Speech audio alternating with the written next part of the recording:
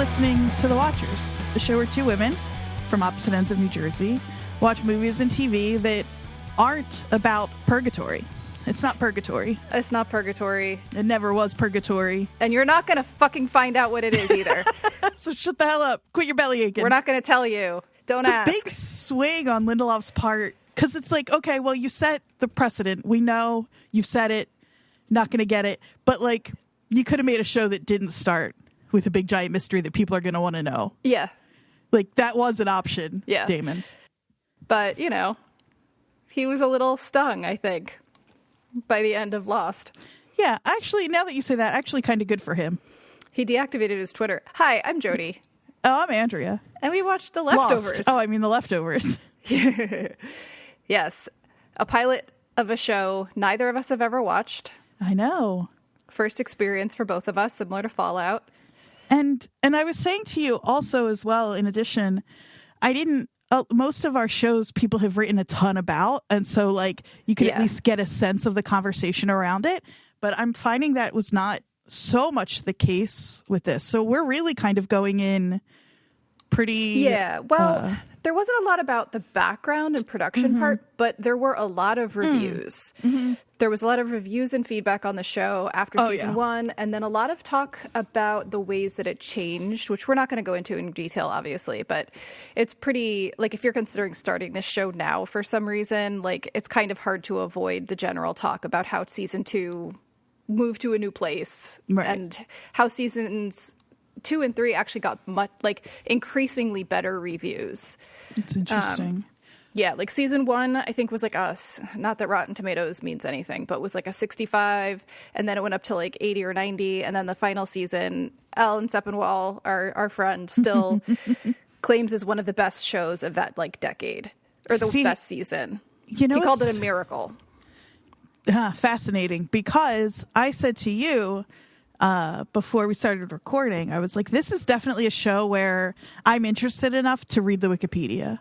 Like, I don't know if I'm showing my hand pretty early, but yeah, even if I continue watching it, I'm very likely going to read the Wikipedia beforehand.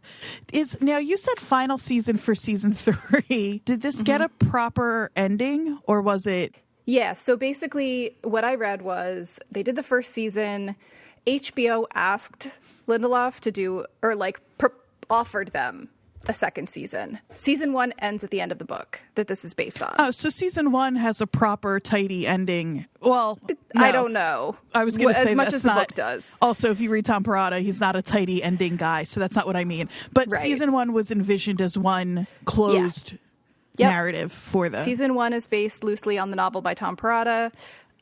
Just a little background, directed by Peter Berg of Friday Night Lights and Lone Survivor, executive produced by Damon Lindelof of Lost fame, Tom Perotta, Peter Berg and Sarah Aubrey, screenwriting by Damon Lindelof and Tom Perotta, etc. Came out in 2014. So I can't believe the show is 10 years old. I can't believe 2014 is 10 years old. Yeah. But, so they did the first season. It was successful enough that HBO offered them a second. They didn't have any material for a second season. They said yes anyway. They did not plan any of that material while they were filming season 1. And I love it. And then they did a season 2, and then the season 2 being even more critically acclaimed than the first, Lindelof and I guess probably also Tom Perotta asked for a third season from HBO to finish the series. So it was more of a like first season planned, second season offered and kind of created off the cuff, and it went well enough that Lindelof was like, let me finish this the way I want to finish it in one more season. And that third season was very well regarded.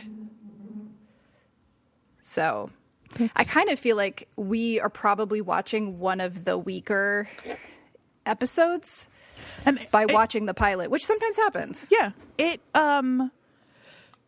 felt like a pilot to me. Yeah. Yeah. I don't think it was bad. I wasn't bored. I'm interested. I think the weirdness of it is intriguing. Yeah. I think it asks a lot of specific and particular and intriguing questions. Yeah, maybe we should do a quick overview of what the episode was about for people that didn't watch. Yeah. So it opens on October 14th. It's like a young mom. She's, like you said, not bit by bit, but let's talk about that inciting incident, I think, a little bit. She's got a baby crying. She's doing a bad job of soothing that baby. She's not even trying. She's dealing with trying. No. She's dealing with the laundromat. It's hard to be a young mom with I literally wrote in my notes, ugh, crying baby. Huh, baby gone. Cool. They're insightful. I was just going to say there are two ways to.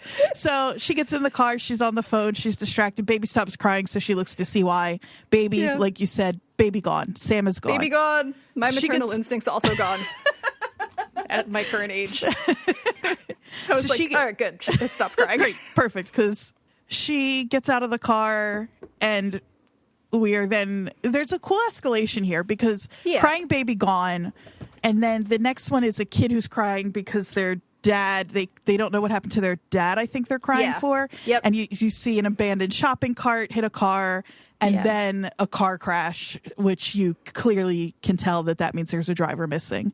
Yeah. I was waiting for the plane, though. I was just going to say that. Where's the plane crash in the background? That's something, again, this episode ended up having more in common with our other shows than I was expecting. Yeah, and especially in the beginning. It's a global event, and they have to decide how to illustrate that, and they have to decide how to show it in terms of, I think, all of them.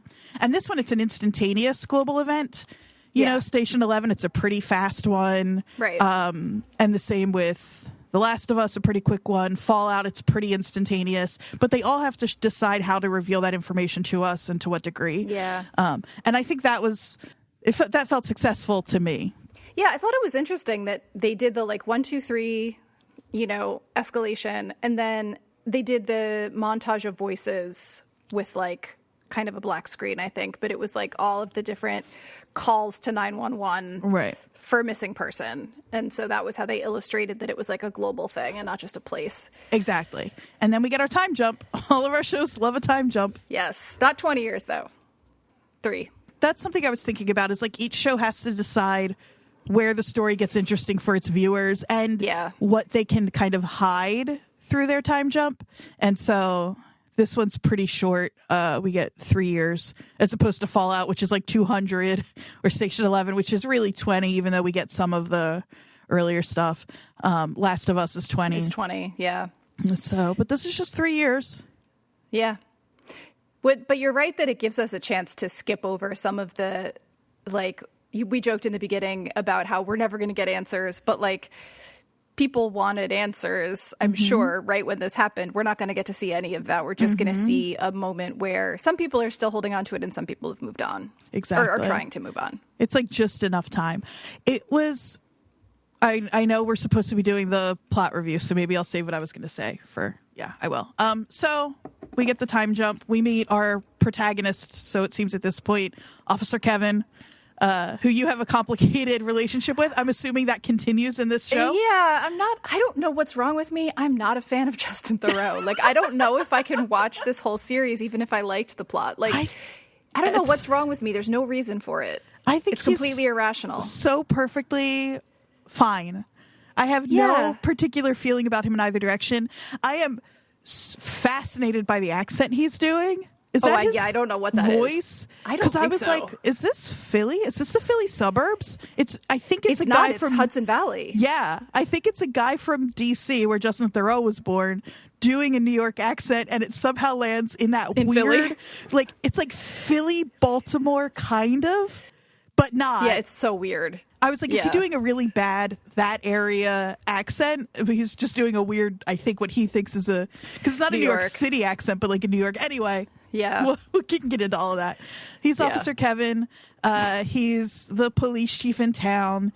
He is on a run and sees a guy. Yeah, he encounters a dog who seems friendly. Okay, I know that we're on a limited time frame, but I got a text message from you as you started watching this last night, going into our typical, what did Andrea text me when she watched this? Because I hadn't started it yet. And you said, cool, I hate this show. And I said, oh no, why? And you said, you'll know. it's fine, but you'll know. And I said, well, I think it's important to indicate that I used a lot of I's. You did, yes. So that meant it's not fine as in everything's okay. I meant it's fine. Right. Yes, I'm sorry. You said it's fine, but you'll know. Yeah. And I immediately said, oh no, do they hurt a dog? And then I think you kind of dragged me a little bit after that one. I had a few other guesses because you didn't answer me. I said, oh, are there too many bugs? Possibility. Or do they shit on New Jersey? Those were my 3 guesses. Yeah, and you were right with the first one. Correct. Yeah, this dude gets out of a pickup truck. He shoots the dog. Justin Theroux is mad about it, so that's a good sign. Yeah. Yeah, no, at least he was mad in the beginning. That guy disappears. Oh, then we find out he's late for a meeting, which I'm only mentioning that he's late because his inability to be on time seems to be a running theme in this episode, and I'm wondering, and it's so hard to watch a show like this without my lost glasses. I'm like, who's messing with Justin Theroux's either internal or external alarm clock, because everybody keeps switching times and stuff on him. Yeah, I think he's just bad at his job. Like he's just not great right now. He's not doing okay. Mm-hmm. Yeah, he's really not. He's like drinking a lot throughout this episode. But so he shows up to this meeting where their cool, tough, hot mayor is prepping everybody on this annual Heroes Day parade. Yeah, first annual Heroes Day parade. They've also just finished a global report of like studying the patterns and stuff and figuring out how many people have died. It's 140 million people. Yeah. Do you know how many 2% of the world's population. That's a lot of people. So it's like 140 million people, like you said, 2% of the population, which is significant. Yeah, we hear a radio reporter at some point during his Justin Theroux's little run talking about how smallpox killed like so many more people or something, like I guess kind of minimizing it. But yeah, it's enough to be. It does seem like this. I was thinking about the numbers of it and I was like 3 people at that grocery store. At least. Well, they said like 1 in 50. Yeah. So that feels like a... Yeah. But I guess it's just... I'll bet they spend a lot of time deciding how many people disappear. Because it's got to be enough to be noticeable, but not so much that like the daily rhythm of the Earth really has to change. Yeah, well, and one interesting thing about that I'm not sure we know now, but isn't really a spoiler, is that it's not the same everywhere. So, like, apparently, I don't remember where they said it, but there's, like, one street in New Jersey where, like, 5 people disappeared. Funny. And I'm like, we have to be extra. Of course. We would be the burdened ones, of course. Yeah. Yeah, and what's her face who's giving the speech? She's, like, the keynote speaker at the parade. Her entire family. Nora, yeah. So, yeah, Nora Durst. So, R.I.P. Fred and all their chocolate starfish. You went Fred. I went to, like, the Robert Durst and Edith Durst. Also that. So, the mayor thinks it's going to be uneventful. Kevin is really caught up with this cult, the Guilty Remnant cult. Apparently, they like, are sort of seem to be slowly growing, but growing in number. Well, we see them before we actually see this meeting, right? Like, we have a bunch of different scenes that jump around. Settings.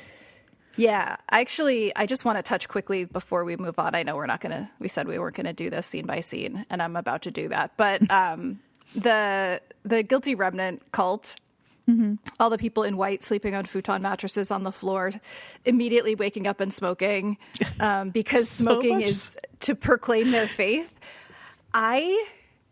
We've talked before about like what would you do in an apocalypse?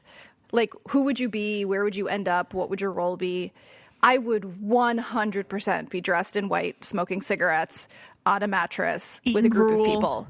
I would be. That would be me instantly. It's so like funny. A nihilist, like fuck it all. I'm just gonna smoke cigarettes and watch people. Even with just 2% of the population, it wouldn't be enough for me. This is worse. I would do nothing. My life would not change. I don't think I know 50 people, so I might not even be affected by this. I mean, I don't think it would even take that much for me to join a nihilist You're like, cult. I might do it now. Where I only had to just wear white every day and not think about my outfit in the morning. Like, I'd go back to smoking. Hey, Jodie. Yeah. Nothing is stopping you. It's true. Don't you kind of wear a uniform already? Yes. All of my clothes are black and denim. But yeah.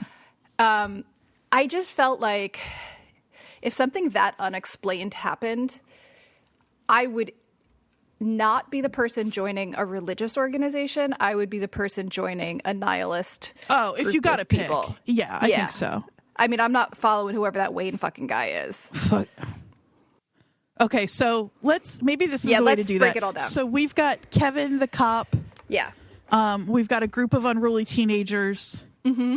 We've got Wayne, who's like out in the middle of nowhere running a weird little cult full of like hot women. Yeah, young, hot Asian women mostly. Mm-hmm. Yeah, it is disturbing. Yeah, it's not a good look. And then we have this guy, Tom, who is like a runner for Wayne, it seems. Yeah. He's like we meet Tom because he's picked up a congressman who is seeking to be unburdened of something, we don't know what. And then, so those are the main areas, right?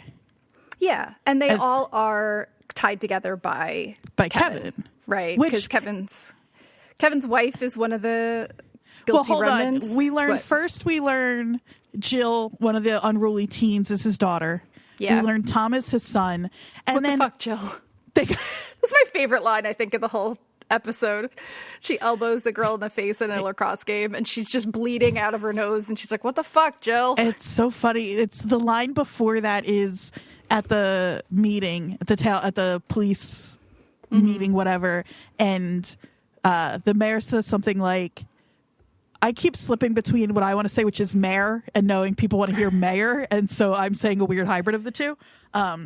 But the mayor says, like, people just want to feel better, and he's like, no, they just want to fucking explode.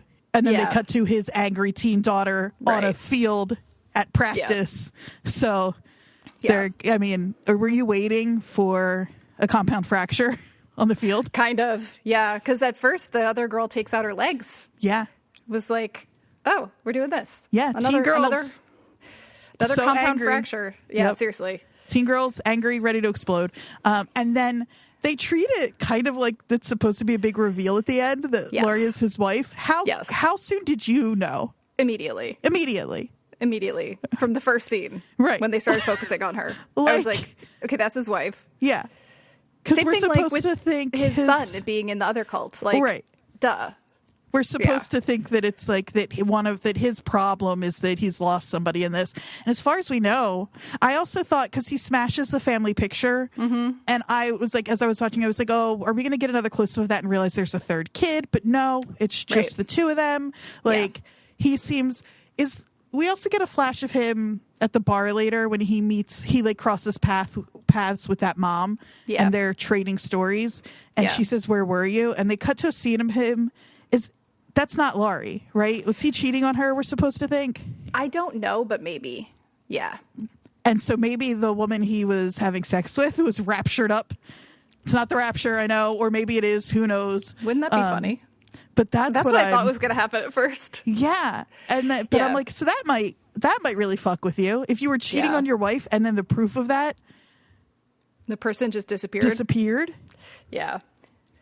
Yeah, I don't know. I kind of thought that was a little too crazy that like he was having sex with his wife, but he could have been cheating on her.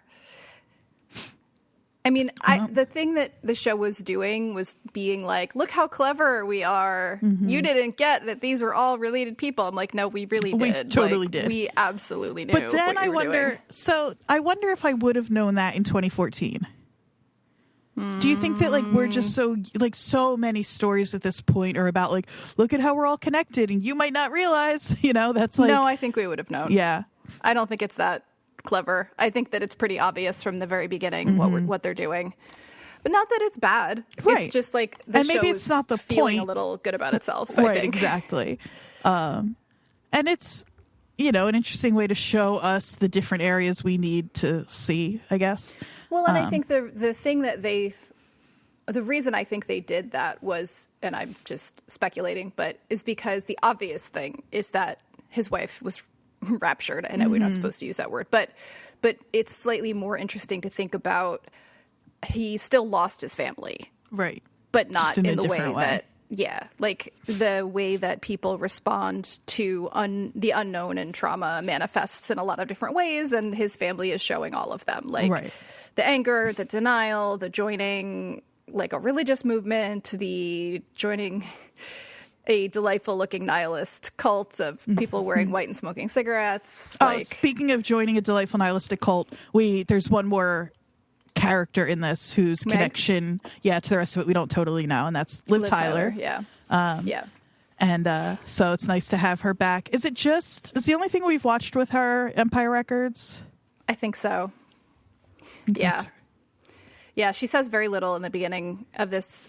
She just sits there and seems unhappy until she leaves whoever this annoying man is that's singing at her in the car. She's really good at broody. Did you ever see the Barbie movie? No. I asked you this months ago, and I didn't know if you had gotten to it, but the whole singing at her thing reminded me of that. Yeah, that's a real like nice guy, blissfully unaware nice guy kind of move. She's so good at looking sad. She's good. She's got a good freak out in her. It reminded me when she does snap at those people of her freak out in Empire Records. She's just good at all of that. I like her. But so they're watching her. We don't know why. They just seem to have certain people they're keeping eyes on. Yeah. And it's pairs of them that go out and they get like assignments of different people to watch. And Dowd. She's perfect for this. So that's our first Jersey connection. I mean, there's a bunch of them. She played Sam's mom in Garden State. A truly delightful character. Yeah, she's just very good. She's watching. She's running things. Yeah, her name's Patty Levin in the show. Patty's a good name, especially for an older woman who like very quietly runs a cult. And it's per my subtitles, Patty with an I, like Patty Smith. So we could call that a Jersey connection. We have a bunch that are all over the place. Yeah. So Liv, just to catch us up with Meg. Yeah. We only get those few scenes of her. They're watching her at dinner. He goes to tell them something and they do leave. She freaks out because they show up again. And then the next time, standing outside their house. Yeah. And then the next time we see her, she's pulling up to one of the houses in their creepy little cul-de-sac asking to stay for a few days. Yeah.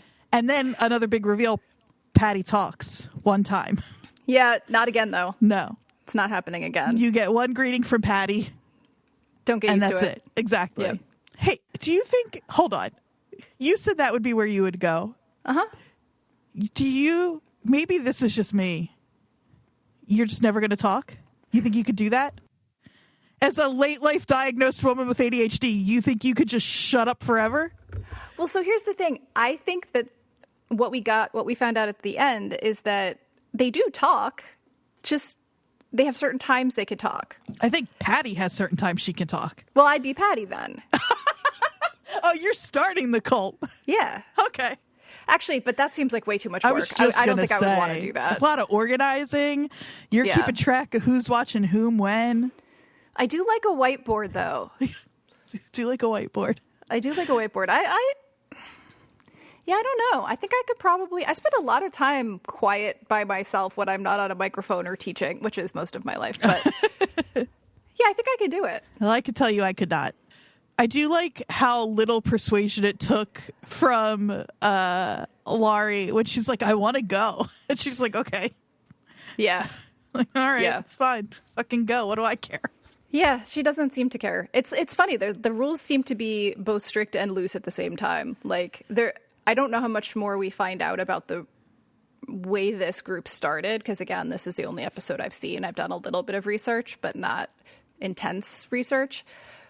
But it does seem like they're kind of just objecting to everything. Yeah. Like they're just kind of not... cranky. Yeah. I mean, that's why I'm like, yeah, these would be my people. It makes sense that you would have a kind of lax cult with this sort of event. Because, again, it's only 2%. It's just enough to be a little disruptive. But there's no one to blame. There's nothing to do. Yeah, exactly. You can't do anything. Except smoke cigarettes and be cruel. Right, yeah. Exactly. And I do eat oatmeal for breakfast every day. So yeah, you're ready to go. I'm already close. It is so funny to me that they are making such a big deal about GR showing up, and then they walk up and it looks pretty ominous. Like, especially like if you watch the rest of Station 11, like I got a little nervous at what could happen. Especially, here's the other thing. 2014 is a little different from 2024 in terms of public gatherings. Like, I am afraid anytime I see more than 5 people gathered in a public space. And that wasn't the case in 2014 as much. Right. But I think the interesting thing the things I did find out about pre-production stuff is this novel came out in 2011, which was 10 years after September 11th. Mm-hmm. It was influenced by, at least the show was influenced by things like Sandy Hook, right. You know, and so we were definitely post 9/11 feeling quite different about public gatherings. It's probably a lot worse now, but that's definitely like because of other additional issues. But because we were right in 2014 to be a little nervous. Yeah. We were right to be a lot nervous, actually. Yeah. I do think post 9/11, though, we were, even 10 years out, kind of had permanently changed the way that we felt about public gatherings. Right. At least I had. But again, we've had 10 years to have that reinforced over and over and over and over. But so, you know, especially with Kevin being so concerned about their showing up. Yeah. And then they do. And just that they had to make those signs. I know. They had to like line up in order. Yeah. They had to decide who was using black letters and who was using red. Yeah. They had a little arts and crafts day. Yeah. Again, relatable. It's true. And then because Laurie wasn't intended to go, they had to decide who, like, somebody worked on their sign and now Laurie just gets to hold it, I guess.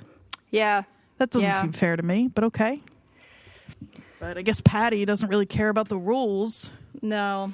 So they show up, and just their being, just the fact of them being there, though, is enough to instigate a little bit of a riot.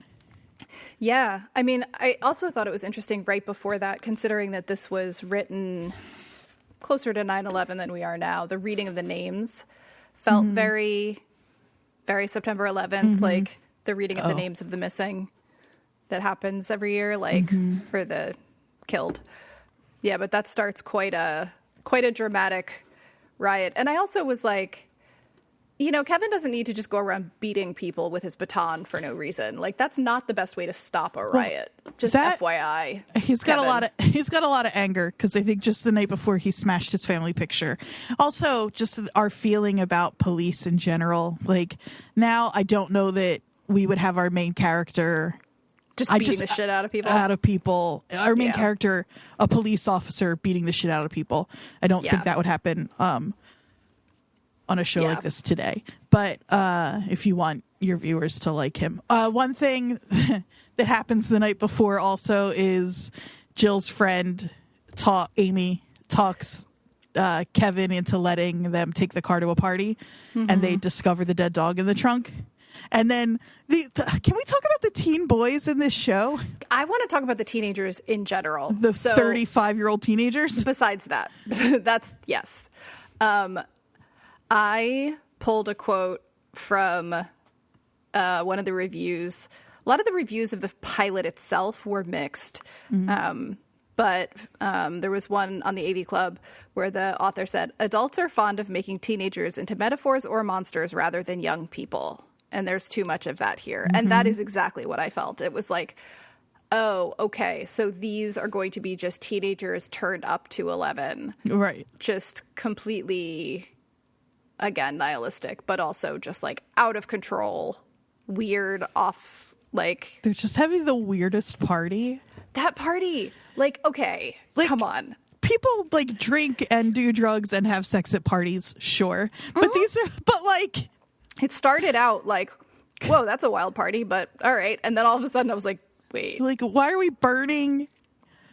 Yeah, like, burning each other with forks. Like, one of the options is choking. I was like, guys. I don't know. I will say that kid ended up being fine. Like, I was kind of fine with him. Like, they clearly know each other. There was consent. She absolutely could have said no. Like, I don't think she was uncomfortable. I think she was just like, fine, whatever. Like, she does start crying during it. Oh, does she cry? I missed her crying. She gets a little tear in her eye. Yeah. Oh, no, I missed that part. I know. That felt kind of gross.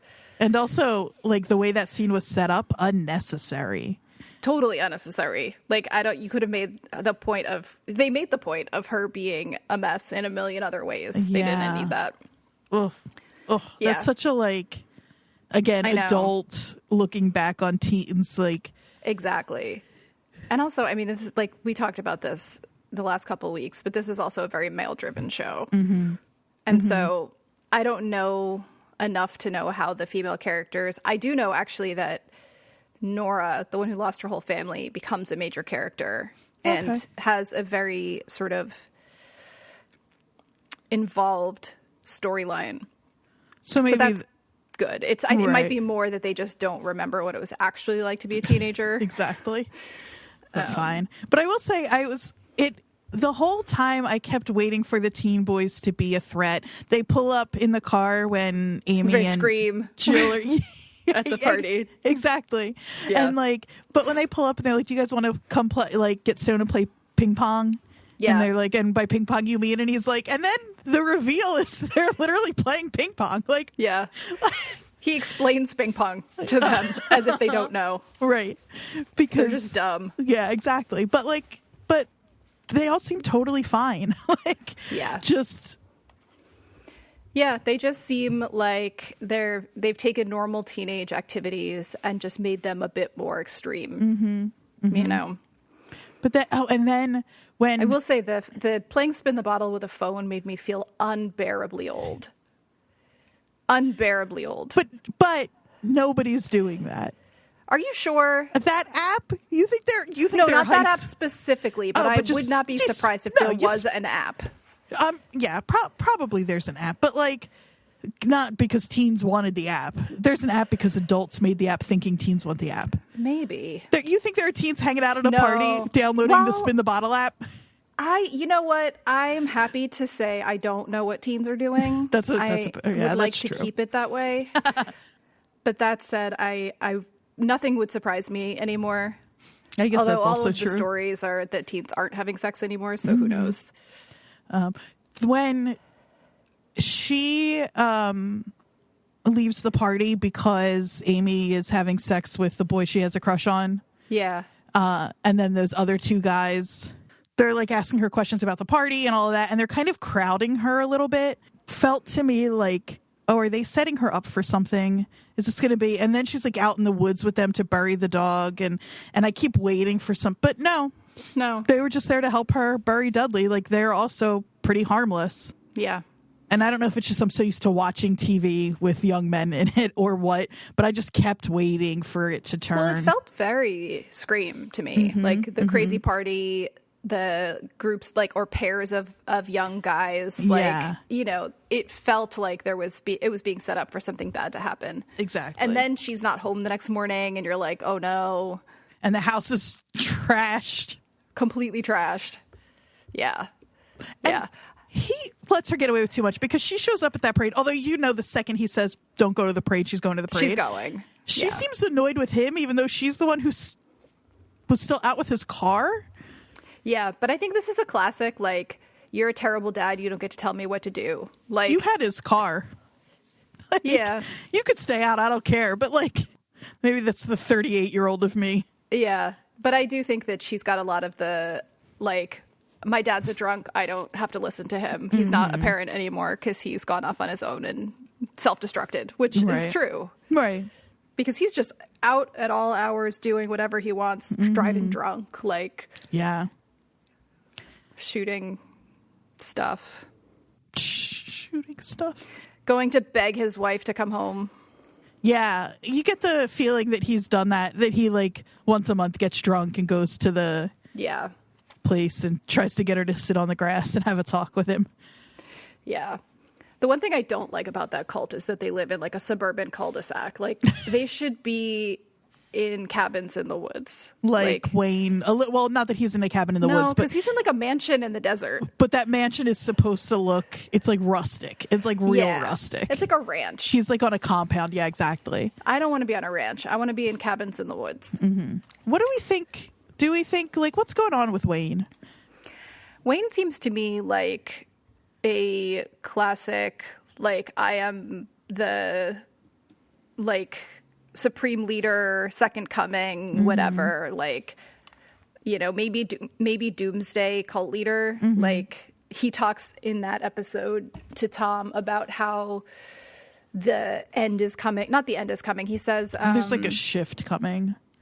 Yeah. Because he's like, time to get to work. It's like what his kid says. But he does say the grace period's over.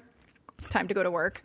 I think that he's more in the classic, like, taking traditional religious beliefs too far in a cult sort of way. Right. Like convincing people that he is the way that they talked about him when Tom drove that congressman up.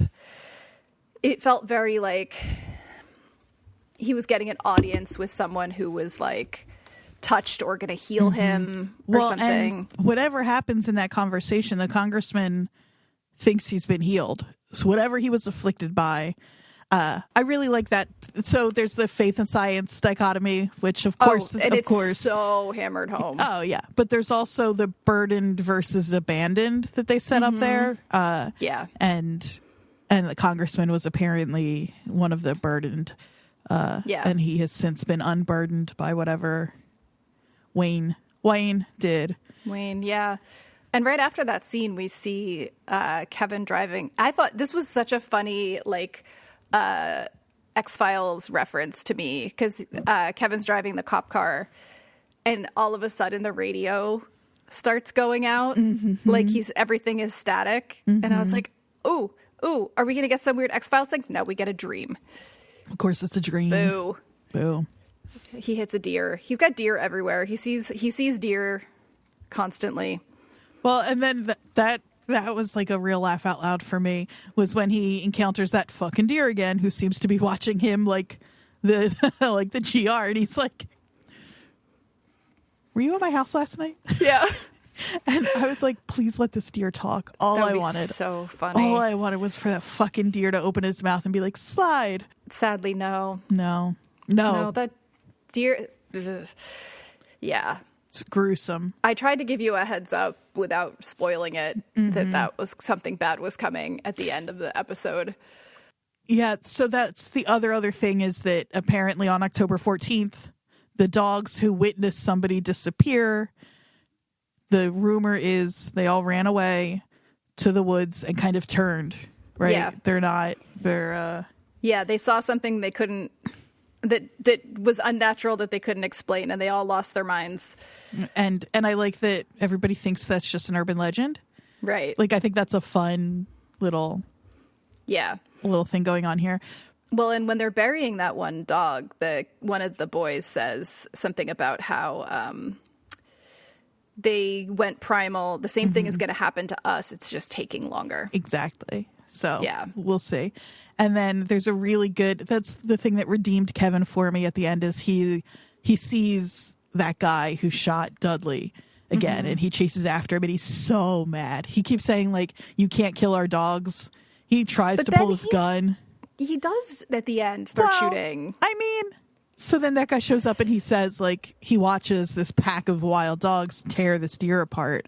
And he says, like, not our dogs, not anymore, which is a good line. They're not our dogs is a good line. Yeah, it is a good line. And then they do kill them, which I couldn't do it, but it seems like maybe if that deer weren't there, it'd be Kevin who was being pulled apart.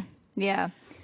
I have to say, one thing I love about that urban legend that they've created, but that's actually real, is that it's not just that there's a whole pack of, like, primal crazy dogs in the woods. They live in the woods behind the state hospital.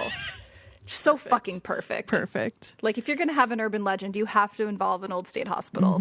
You just have to. Oh, yeah. I also wish that just one of the dogs in the pack had been, like, a Pomeranian or a Dachshund. Like, why is it just Chihuahua. why is it just the big dogs that turned? That's true. Yeah. No, I agree. It's those little dogs are much more likely to tear you apart anyway. Oh, they don't even need to witness something unnatural to do it. They're waiting. Side note, the one redeeming thing I found about Justin Theroux is that he has a rescue pit bull. Oh, that's nice. Which softens me a little bit.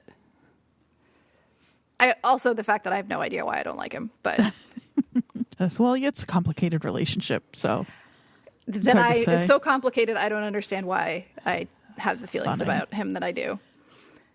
Is that everything? I know we said we weren't going to do a point by point, but I think we covered all of the stuff you need, right? I think we did, yeah. There was something weird about the only thing that I wrote down that we didn't really mention was when they were at the car right before they find the dog's body.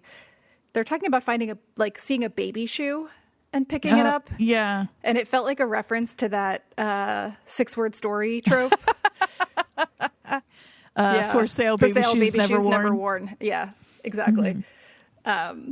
But yeah, I think we covered the sort of outline, maybe jumping around a bit, but we covered the major points of the show. And all of the major players that we need to know. Yeah. I think the one that is in the pilot that is sort of a small character that grows, like I said, is Nora. That makes sense. I didn't find a lot about production, but I did find a lot of Damon Lindelof talking about the show and a lot of reviews of the first season, the pilot episode, things like that. What I had said about how we may have watched one of the weaker episodes of this show, I think is illustrated in the way it was reviewed in the beginning. Like, there was a review in Collider that said, any series that starts off with a baby screaming and crying and a dog being shot is not one that will lend itself to levity. And indeed, The Leftovers is a very serious and very dour show. Dour. Wow. Mm-hmm. I didn't get dour. I mean, everyone is a mess and depressed, and it's all very dark. But, yeah, it's a lot of suffering, right? Mm. So that same article, I think it said in Collider, it said many other series have dealt with family dramas. Oh, I clipped this because it mentioned 6 Feet Under. It said many other series have dealt with family dramas set against the background of death or disappearance, most notably 6 Feet Under. But that series always tempered its darkness with humor and quirkiness, particularly in regards to death. The Leftovers is the opposite. No one is accepting these disappearances. No one is moving on, and no one feels better. The end of that article, the author said, I really disliked this premiere, but the premise is interesting enough to stick with it. Also, there's a great cast to consider. I'm trying to decide if I think it's a great cast. I think Ann Dowd is great. I think Justin Theroux is fine, and nobody else has done enough for me to feel any way about them. Yeah. But I think everybody's fine. I do particularly like Margaret Qualley in this as Jill. I think that she's showing to me a little bit of that 90s teen angst totally. In 2014. She's very much she could be a character in Heathers or some other, removing the humor or the little bit of lightness that the humor in Heathers lets you have. She does a little bit, like when she's talking to her friend and she's like, I didn't even know you said the word cunts. She's like, I say cunt all the time. She's like, to who? She's like, cunts. That's a little funny. Yeah. I think I just like an angry, cursing teenager, female teenager particularly. I miss Yellow Jackets. Yeah, I know. It's been really fun on Instagram. And TikTok. They're posting videos. Yeah, and Hanratty just posted a picture of her with her misty hair, and it just said she's back. Yeah, it is nice to see them filming now. But yeah, a lot of the reviews were interested, but also a lot of people commented on how depressing it was. Not just the first episode. That Collider article said the unrelenting sadness goes on for the first half of the season. Oof. Unrelenting sadness is quite the phrase. What I might do now, knowing how the show progresses, is read the Wikipedia for season 1 and then jump in at season 2. I might I might do that. I would just watch the first episode of season 2 and see how I feel. Yeah, because it's not a big secret to say that season 2 jumps to a completely different location. It's very interesting. So we have a whole different cast for season 2? We have a new expanded cast, and we also have Kevin and Nora still in the new show. And like Kevin's family. Yeah. Okay. That's all I'm going to say about that. Interesting. I did read a bit too much, but yeah, there's a great quote from the AV Club review of the pilot that says, I feel like in a 10th grade literature class, we would have been asked to discuss why the police chief starts shooting dogs in his town at the end of the story. I would have had to write a paper or two on the topic, comparing the structure to another story, arguing for what ambiguity means in a text. I would have left the class not really knowing what happened in the story, though, because the answers aren't the point or something. But damn, they sure feel like the point when you're watching or reading something. Mm-hmm. So that speaks to the, like, you're not getting any answers to the main mystery that Damon Lindelof has repeatedly said throughout interviews about season 1. I'm kind of fine with that. I don't know. It's not the kind of mystery that feels like, although maybe that's because I have just decided if you had to put an explanation on it for yourself, mm-hmm. Is there a way you were thinking about it while you were watching it? So, I mean, obviously it has to be supernatural. Like mm-hmm. there's no scientific, although there was a reviewer that I read talk about it in relationship to Einstein and time travel, which I thought was like the idea of maybe they've been like slipped to a different dimension or time. Yeah. So in Variety, Maureen Ryan wrote The Leftovers, Life, Death, Einstein, and Time Travel. Oh, cool. Yeah, it's a cool article. We should link it if people are interested in like the ideas of how this happened, because the show won't answer it. Mm-hmm. She talks about how she doesn't really fully understand Einstein's like science, but she says, what I did understand is, for all intents and purposes, at least as far as an observer is concerned, a subatomic particle might as well exist in more than one place. At certain points, it's not quite possible to tell where an individual particle is. Its location cannot be determined with accuracy. So an observer has to treat it as if it were in multiple places. She talks about how Einstein introduced a lot of uncertainty about mm-hmm. the way that particles and waves and light all work. Mm-hmm. He came up with the phrase spooky action at a distance, which is an amazing phrase. Oh, I love that. And she says these might as well be episode titles for The Leftovers, where what is seen is unreliable and what is unseen and speculative may be more important. Mm-hmm. So, yeah, I don't have a good, and I don't know that there is, I mean, I'm not a writer, though. Like, that's kind of... Well, I think for the show, it's obviously purposeful that we don't get enough. Like, even the fact that we don't see it happen, so we can't parse any clues out. Yeah, they're just gone. But just, I'm more curious as to like what your brain would kind of fill in, is if your brain kind of filled something in. Yeah, I mean, the only reference I have that my brain would go to is like the rapture. It's like some sort of religious mm-hmm. event, which I, at my core, just don't believe in. So I think that that's a dead end. Well, that's what's interesting to me, is I don't either, but my good Christian upbringing, I think I said raptured up here genuinely a little bit earlier in this episode. That's another thing where they're like, okay, well, if it's the rapture, like explain why this person who beats their children goes up, and why. I know what you're going to say. This whole episode needs to be about whether flashing the celebrities who were disappeared. One of the reviews I read didn't like that part. They thought it was too glib for the tone of the rest of the show, and I thought it was hilarious. I loved it. They spent so much time in that writer's room deciding who they were going to show. I know. Shaquille O'Neal, Gary Busey, Bourdain, Jersey Connection, R.I.P. Yeah. Who else was? Condoleezza Rice. Yeah. The Pope. It was so good. Yeah, it's really, really good. Really good. I could have just watched an hour of them telling me which celebrities got sucked up. So random. And Bonnie Raitt was another one. Yeah. Sadly.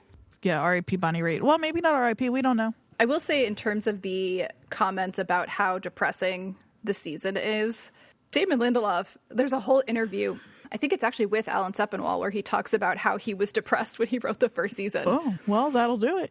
He says, I don't know if it's the chicken or the egg scenario, which is, did the show make me depressed, or was I depressed and made the show depressing? Do I love, which came first, the music or the misery? Am I miserable because I listen to pop music, or do I listen to pop music because I'm miserable? What is that from? High Fidelity. Oh, yeah, of course. Yeah, do I listen to music? I said pop music, that's funny. Do I listen to music because I was miserable, or was I miserable because I listened to music?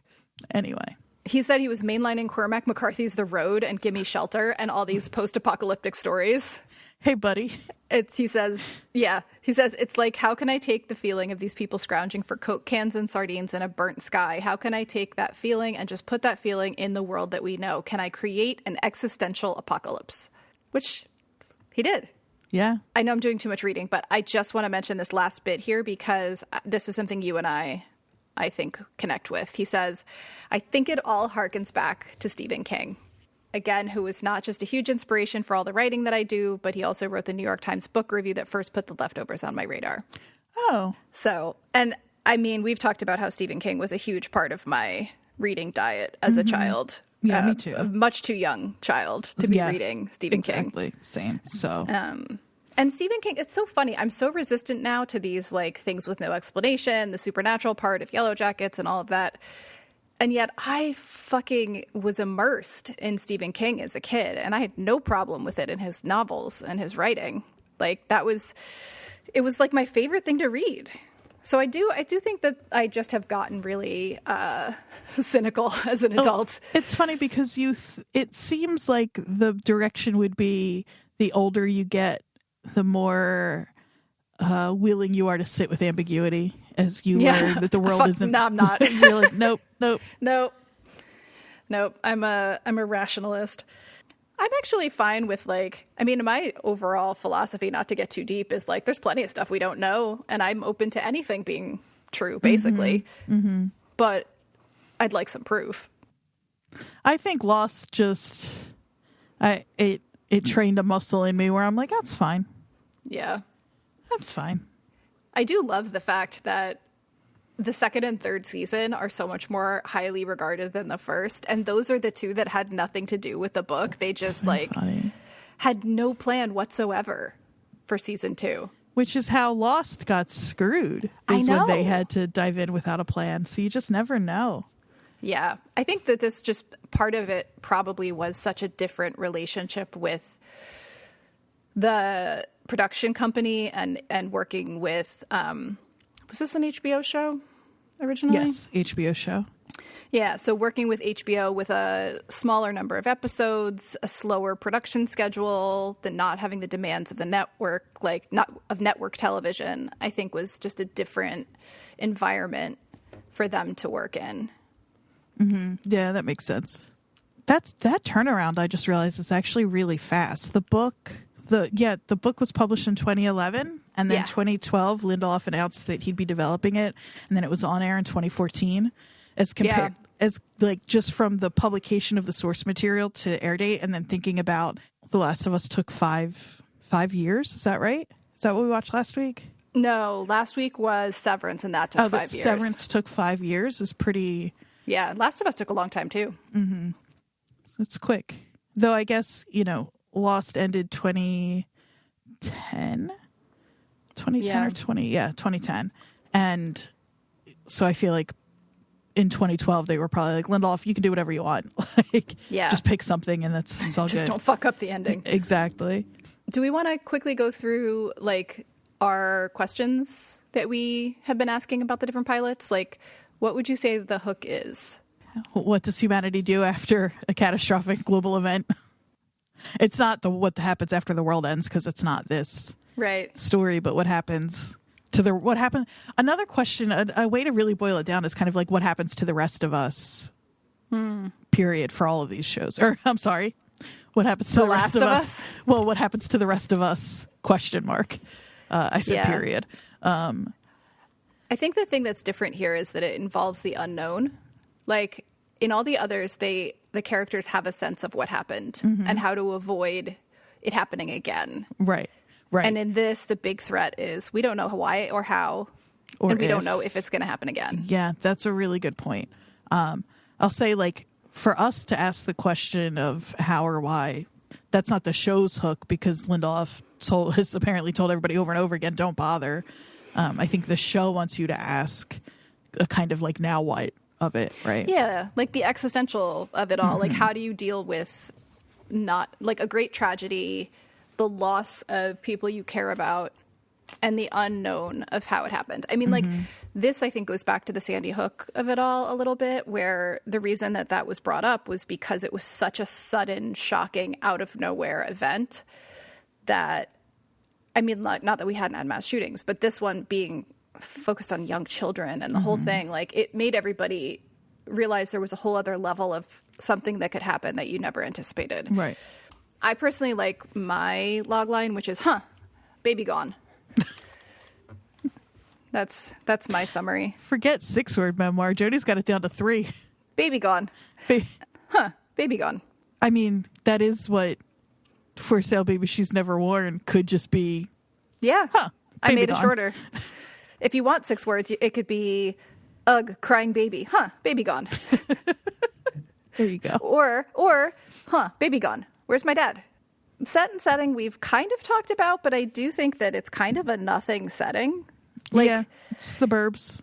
Yeah, it's like an upstate New York, which I know the Hudson Valley isn't upstate. Have to say that. It's all upstate. But it's upstate if you grew up in North Jersey. But yeah, it's kind of a nothing town. We get a little bit of variety in that we've got that western compound. But they seem sort of like generic stand-ins for small town and ranch out west. Right. Yeah. It's also... to me, it doesn't feel very concerned, and maybe this is just with it juxtaposed with Severance specifically, but then also The Last of Us and Fallout, and even Silo to a degree, which were so concerned with their look. Yeah, and Station 11. Yeah, and Station 11. Yeah. They're all just really gorgeous shows with really specific aesthetics, and this just doesn't seem the focus. Yeah, not to a fault, just not what it's interested in. Yeah, and that's fine. Yeah, but there's not a whole lot. Well, as I was watching, there wasn't anything where I was like, oh, because even the cult, they're the most visually like stylized thing, and it's so on the nose. They're in a suburban house. Yeah. They're all wearing white and sleeping on the floor and eating gruel. Yeah, set and setting, so that's fine. I mean, that's very Perotta. It's all kind of small town, or like, not small town. It's all very suburban. The horrors of the like everyday suburban town. That's kind of his thing. Yeah, which is very related to the 90s movies we watched. You know, the like pump up the volume of it all. The like suburban ennui of living in a place like that. Exactly. So that's set and setting. That's the hook. The questions. The one question I really want to have answered is the one question that Damon Lindelof is like, fuck you, you're not getting. I want to know what happened. I'm sorry, I just do. I mean, like, I don't know that there's a satisfying answer to it that they could come up with, but... Right, because, I mean, if you found out for sure that God exists and they were raptured, we're not going to like that, and also, who cares? Like, yeah. If it's time travel, then we're watching a sci-fi show, and so what? Then that's a whole other show of like, who did it? Why? How did they decide? Was it an accident? So it's just a totally different. And it takes it away from, I think, the point of the show to everyone involved, which is more about the human reaction to something unexplained. Right. So what do we think the questions are that the show wants you asking? That's a good question. What's Wayne up to? Seems like the biggest one to me. Like, even bigger than that to me would be like what's going on with the Guilty Remnant. But I think that's just because I feel like Wayne is such a classic cult to me. Like such a classic, like one mysterious leader who everyone seems like to worship and also be afraid of. Like a group of impressionable young people surrounding him. Like that to me feels more generic than... Wayne is doing the typical cult leader thing, and he's like using his charisma, whatever. But I also think there's something going on with Wayne that he seems to actually believe in. Oh, yeah. But lots of cult leaders believe their own bullshit. Yeah. Yeah, that's probably true, right? Yeah. But so I wonder, I guess the question I have right now is how much of the mystery of this show is going to be that there's actually something going on aside from what happened with the people being raptured, but like a bigger thing, or is it just this is sort of the all of these people have begun telling themselves a kind of story to make meaning, and we're going to find out there's nothing behind any of it. And it's just, this is how they're all coping. Yeah. I mean, I think that in my most generous reading of this first episode, if there was something that I thought I would continue to find interesting, it might be the relationship between the daughter and the dad, or the daughter and the mom. Like, I think that, you know, just for obvious reasons, I'm drawn to like what drove her to the cult? When you had a daughter and a son, like the fact that she's the one who left, and we're supposed to know that's a shorthand for like something really happened, because women don't abandon their children. I'm putting that in like kind of quotes. Yeah. But yeah. And I'm always just drawn to an angsty teenager and her story, like for obvious reasons. One of my questions would be, did Kevin get that ridiculous back tattoo before or after the disappearance? Great question. Because if it was after, I can excuse it. This is from a tattooed person. I just think that that's a ridiculous tattoo. I would like to know why smoking is part of the cult. I approve, because if the world means nothing and everything can end in a moment's notice, of course you're going to start smoking again. That's what it is, right? Like, especially with stop wasting your breath. Yeah. Although you'd argue that smoking is literally wasting your breath, but it's fun. I don't mean that. Don't smoke. But I did kind of miss it watching this. I think the problem for me with this is that if I think about a show that makes me want to continue watching, it does give me obvious questions that I want answered. But if I'm being told I'm not going to get that main answer, and I'm looking at what are the remaining questions that are going to keep me there, I don't know that they're obvious in this pilot. Yeah. I haven't gotten enough of an attachment to, like, Justin Theroux's. He's very one note in this, and I don't mean that as an insult, but I mean it as the way his character was written in this first episode, is that he's very aggrieved and very depressed and very self-destructive. And there's not a lot of redeeming moments for him beyond that. Like, there's not, like, he's concerned about his daughter, but it's never portrayed in a way that, I mean, you know, instinctively, obviously he loves his daughter, and there was probably a time when he was a good dad, maybe. But we don't get any of that. You know what's funny is I kind of think he's fine. He makes the meatloaf. It's exceptional. He drives drunk in his cop car and beats people up at a protest. Yeah, there's no. But I don't think I think we're supposed to sympathize I don't. He breaks his family photo. He has no concern for his daughter, like, you know, and her emotions about any of this. He asks for the neighbor kid's Dorfman's phone number. He's concerned about her physical safety, and that is it. He does not seem concerned at all about her emotional state. Dad cop. And the fact that his wife isn't dead, it's almost like if he had a dead wife, you might be like, well, he's, you know, grief affects us all in different ways, but like, she's a car ride away. Yeah. He can kind of see her whenever he wants. I think that's the thing that's what I mean when I say he hasn't been given much of a sympathetic arc in the first episode. I'm sure he gets one, but like right now his concern for his daughter is that she is physically safe and away from harm, if harm is going to happen. But it doesn't seem at all like he's she's lost her mom, even like her mom's still alive, but he doesn't seem to be really that connected to her otherwise. And not in a way, like, I don't know, it's a pilot, fine. We've seen so many really stellar ones, but I'm like, there's really nobody that I really clicked with in this pilot in a way where I'm like, well, I've at least got this person that I'm going to care about and want to follow. Except for Chris Eccleston, but we only saw him he's the, we get his name, but he's the guy who's at the parade. Is it Matt? Matt. That's Matt. He was my first. Around. Good. Oh, good. He better because he's very famous. He's the first Doctor he's not the first Doctor Who Doctor. He's the first one that I watched when the series rebooted or kind of came back in the early aughts, and I love Chris Eccleston very much. We can talk quickly, I think, a little bit more about the cast because it relates to our Some of it relates to our Jersey connections. I found a couple of things. I don't know if you also did. I found a couple. Did you find the really fun one about Michael Gaston, who plays Dean? No. He was Alex Mahaffey in the Sopranos pilot, the gambler that got in trouble with Tony. We just saw him not that long ago when we watched the Sopranos pilot. Yeah. He's the insurance guy then? Is that the same he chases down with his car? Very funny. Yeah. Perfect. Yep. Nice scene on the bridge at the Great Falls. Yeah. Margaret Qualley is not from New Jersey, but she was or is married to Jack Antonoff, who's from Bergenfield. Oh, that's why I saw that she was in a couple of Bleachers videos. Yeah. Bleachers are a very Jersey band. He's from Jersey, but he is like capital F from capital J Jersey. He's like, buddies with Springsteen and all of that. Bergen County. Yeah. What did you find?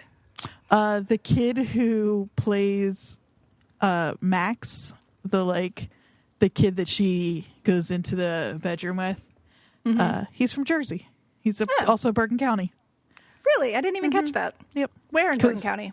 Let me look at... Oh, you can't say Bergen County and not have the answer to the town. Oh, that I don't know one of the literal 300 towns in Bergen County. 70. I thought he was Jeremy Allen White for a second. That's why I looked him up. I was like, who's this guy who looks so much like Jeremy Allen White? He does have that floppy-haired vibe. And it was 10 years ago, so he was young enough. Yeah. Especially because all of the teenagers in this show are 45 years old. Yeah. In the meantime, Tom Perotta was born in... Well, there's two different... In the same Wikipedia article, there are two different locations. He was born in either Summit or Newark. What were you going to say? Guess where Danny Flaherty's from. Is he from Glen Rock? He's from Glen Rock. Yay! He's only 30, though, so you don't know him. He's, way too young for me to actually know him, but good for him. So he was 20 playing probably 16 or 17, but... Wait... Do you know him? Do you know the Glen Rock Flahertys? No, I don't know him, but I found his Instagram, and there is a link to a band, I believe, called Dunker Hook, which is the name of the park that I used to go to, little town park with the geese in the pond. Oh, what's his Instagram? Wait, they have a song called Goosey Night? They have an EP called Goosey Night. Oh my fucking God. I'm now a huge fan of this young man. Oh my God. He's in a band called Dunker Hook. So Danny Flaherty, that's his name? Yep. Well, I mean... Glen Rock guy. If that's how you say it. Yeah, Glen Rock that's guy. how I would say it. We'll have him on the podcast next week. Sick. See if he wants to talk about... I'm a fan. Yeah. Especially because he has a band named Dunker Hook, because that's incredible. And an EP named fucking Goosey Night. It's funny to think about, as we've done this with all these different pilots, which ones... I'm not a huge rewatcher of TV. And so it's been unusual for me to go through these pilots and actually end up rewatching either full shows, in the case of 6 Feet Under, where I watched all 5 seasons, or... for shows that had less seasons, I watched all of Severance after we talked about the pilot again. I did that with Station 11 too. I rewatched the whole season. And also Yellow Jackets 10 to 12 times. Yes, 10 to 12 times. I say I'm not a rewatcher. Before we did our very first episode of the podcast, I'd already watched the first season like 3 or 4 times. But I don't generally do that. That's funny. So, yeah. Should we talk about next week? Yeah, let's talk about next week. So we've been talking about this a bit as we've gone on the last few weeks, but because The Bear is coming back with season 3 on the 27th of June, and we love The Bear, regardless of how different it is from everything we've recently talked about. We both adore The Bear. So good. We are going to prepare for season 3 by doing a couple of weeks on The Bear. So this coming week, we will be doing a recap. We'll talk about the pilot, sort of like we've been talking about these previous pilots, but we'll also do sort of a general season seasons 1 and 2 recap, just to kind of get us to where we want to be to start the next season. And then the following week after that, the show will have been out for about a week, and we'll go through episodes 1 through 5 of the 3rd season. And then the following week after that, we'll do the back half of the 3rd season. Right. So episodes 6 through 10 for next week. And we'll, like Jodie said, we've been telling you, so hopefully you've started, but if not, you've got a week to watch seasons 1 and 2, because we will catch up, but it's not a show that you're going to want, you're going to want to watch seasons 1 and 2. Just watch the pilot. Absolutely. If you love the pilot, and the show is the seasons are short and the episodes are short. Yeah, you could totally. And it's excellent. It's so good. It just feels so good. Yeah, it really does. So just go watch, at the very least, go watch the pilot, see how you feel about it. And then you're going to want to watch the rest of season 1 and all of season 2 once you watch the pilot, because it is such a great show. It's one of those rare shows where, like, the first season was so critically acclaimed and everyone was like, oh, so much pressure for season 2. And then they came out with season 2 and fucking crushed it to the point where, like, it's better than season 1, I think. And season 1 was already outstanding. It was great. Season 2 has some of my favorite moments in TV. I mean, yeah. I won't even... No. Yeah. So... But that's maybe our plan. That's how we'll tackle the recap, is we'll catch people up quickly, but, like, maybe we'll just focus on our favorite highlight moments. Certain things. Yeah. But yeah, so that's going to do it for us. We will talk to y'all next week. And where can they find us? They can find us at WatchersPodNJ on Instagram, WatchersPodNJ at Gmail. I'm at AQAndreaQ. And I am at Jodie_Mim, JODIE_MIM. And we will see you in Chicago. In Chicago. Woo-hoo.